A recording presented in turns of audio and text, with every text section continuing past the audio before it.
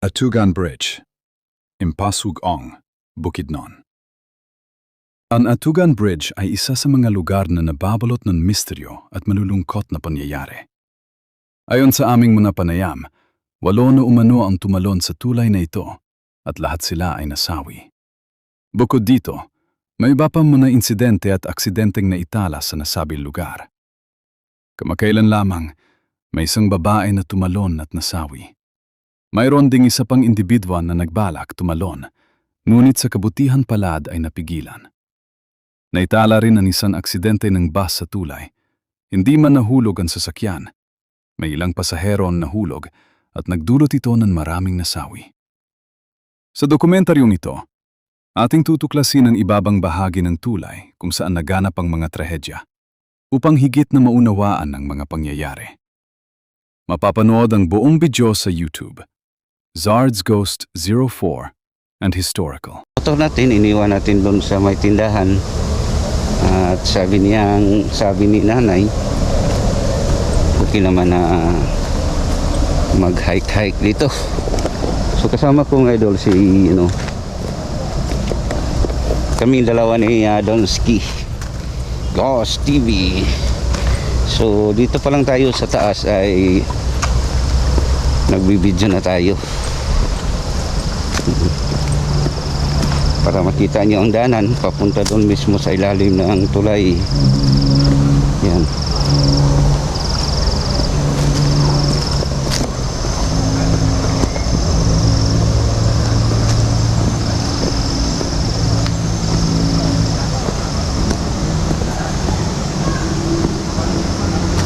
Tulay. Yung tulay. Lalim pero dadaan muna tayo dito sa may isang may kubo. So, andito sa nanay. Hindi nadala natin doon natin, no? So mga idol, medyo distansya na si Idol Donski. Yan, no? Pwede pala dumaan dito yung motor, mga idol, yung pang trail. Pero sa amin, ang Inmax, hindi kaya to. Baka maputol yung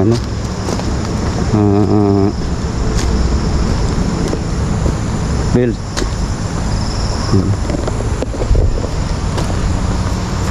Ito nga idol, ang hirap ng daanan eh.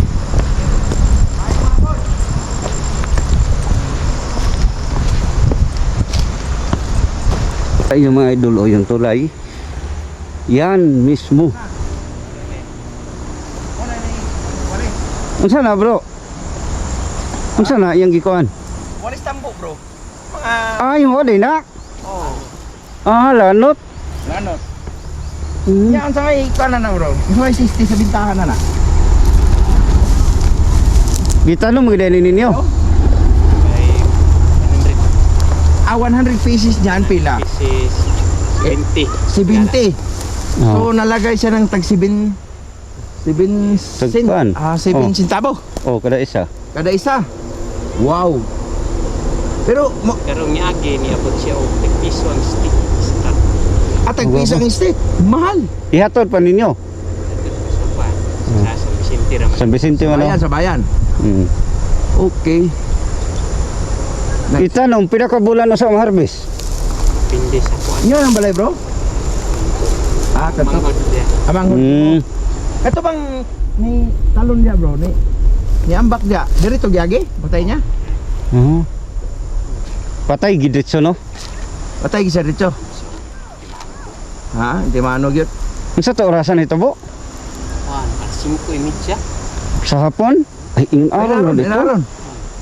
Ayog to to. Wala no. Dugay na ka nakatira diri, bro.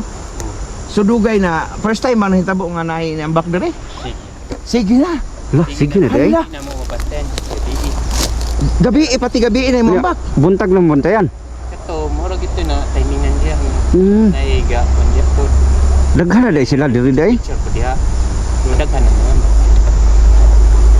Sabi no. Ito mura bal ana mo. Ikawalo to siya. Ikaw walong kakuan. Okay lang, bro. Doon ko mo diha. Kay mangutan ako nimo sa Oh, mga. interview na lang ba? Okay ba? Okay naman ka. Ito siya nga na. Ni ambak diha. So, Sabi no.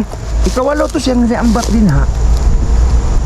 Unsa man tong mga nauna, lalaki din, babae? Laki. Lalaki. Among nang bagtan dia laki to. Lalaki. Patay gid sila tanan. Among kitaan dia akong batan sa kita. Okay. Laki to. Laki. Ay nakita niyang patay na. Oo. Pag ikadua, pamigapon kita dia gyapon sa tubig. Laki gyapon. Ang dito po datong dito sa butan napit laki gyapon. Laki gihapon. Tao. So, ano na yung history na nga sige nagdaghan diyang ga Ikog. Dito na dia. nagpakamatay. Hmm.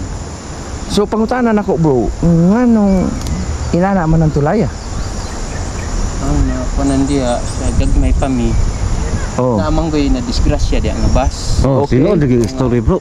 Oo. Diba? Na-disgrasya na bas. Ang mga tao nangahulog dia. Daghang kayo. Mao lagi bro.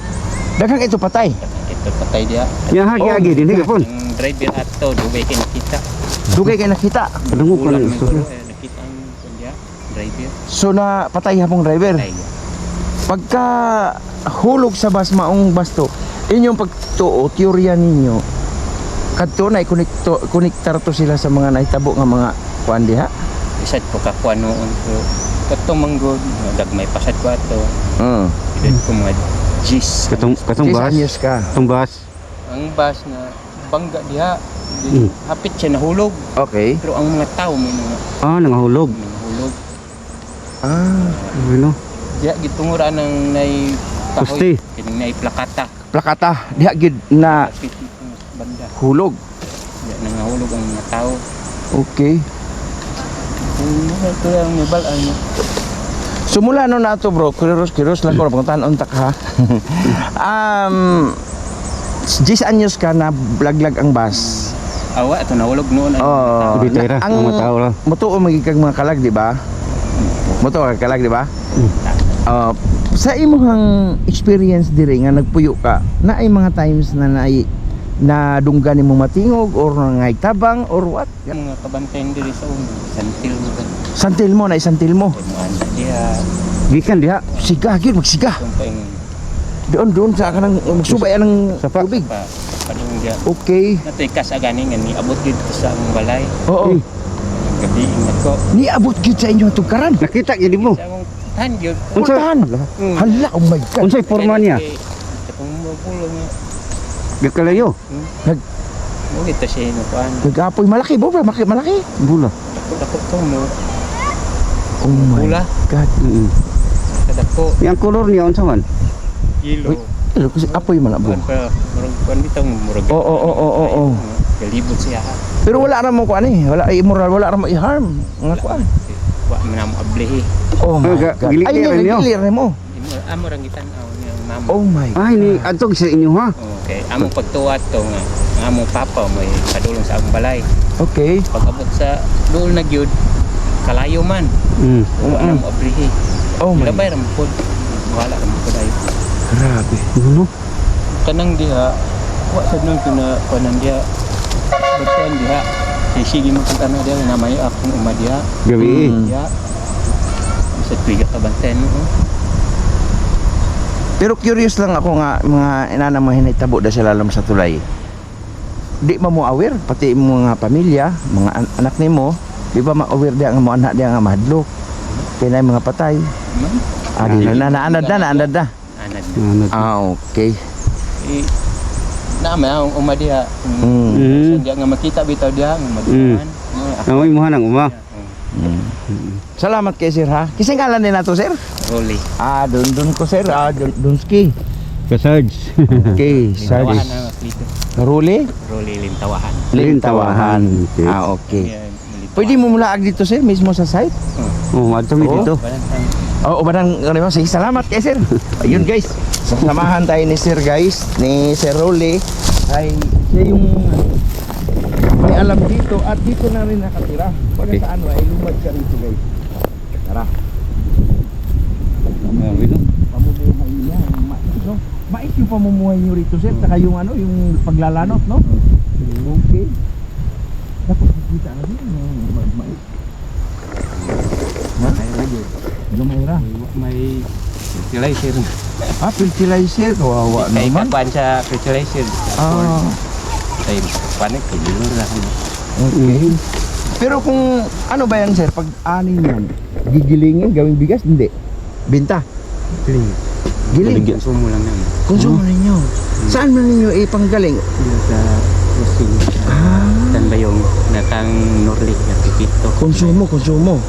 Kapitan Bayong din ang gawas dire. Kani, sugod diri. Kaning Kibali.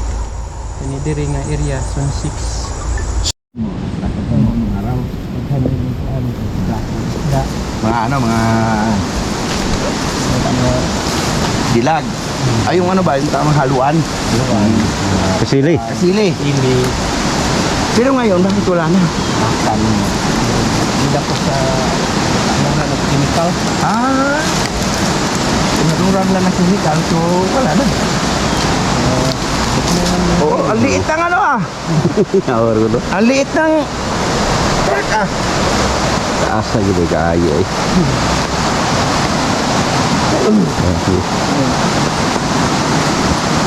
Yung may doon nakita nyo naman ang ano.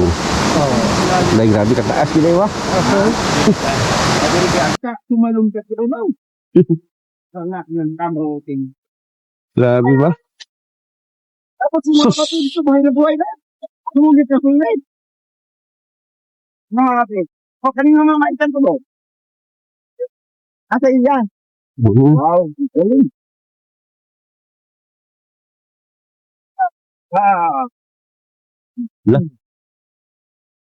Lahi lagi og naa din hiday. Oo. Ka dito tas taas din na ito magpili ka doon sa kahabog. At talaga. Ang ulo ato. Wala na lang sa ulo. Ay lawas ang ko na tulo. Wala na. Asa nga side ato ni Lupso? Danang naikuan, zero ka na naisugda. Ay kining bagtaas. Oo. So sintro gid sa bato. Yan Oo. yung gikuan. Pwede siya na ito.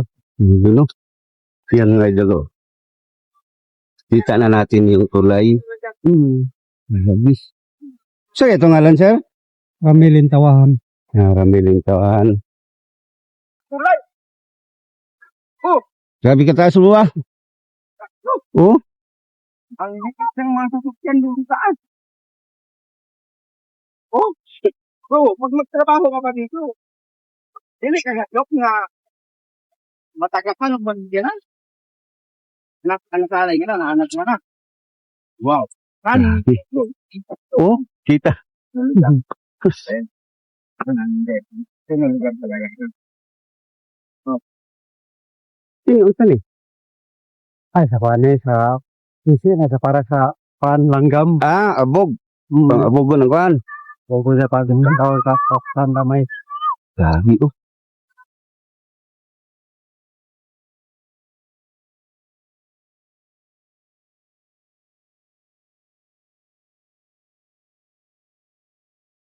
Di asa dapitan no? kada. Adri na dapat yan na So gisintro gid niya ang tubig. tubig. Ang tuig ni tukod nga tulay. Ang nakana sa mama kay kuan man ko natawag ko 1997. Trabaho. 1975. 1975 siya na Dayon nahuman wala sa kabantay sa isa nga tuig ng nahumanan ni. kay ang kwento imong papa kata apil diri sa una. Mo gani number Trabaho. kabantay siya dia. 1975. Na dia gina siya. Kay nataw ko kuan man ko. 97 man ko. Nauna pa man ning tulay. Ano ba tayo go bro? Ano ba itang tugpa? Da matuwa. Tung abay. Ay kadunduha? Oh. Karang tulo. Inaw ng gamay. Buta na. Desto nga na, tunga. Duha. Ang ulo niya mo wala gid ko sa bato. So diha lang ito tubig na igo. So yan no. Grabe, kita talaga mabubuhay. Imagine mo yung kahoy bro. Kaya na. Oh. So dito siya gid ang kuan. Dito lapit gamay. Kalat dugo. No. Tungod diri sa kada suga diri dapit. Bili. Ang sabagan niya. Pero may mga laman niya bro, wala.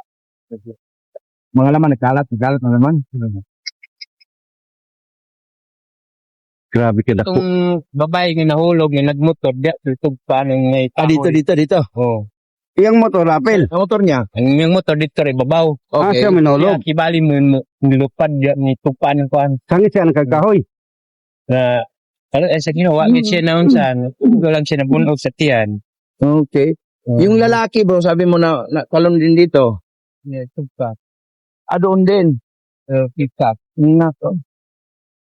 Diri na dahil siya na ano. Nano din kaya.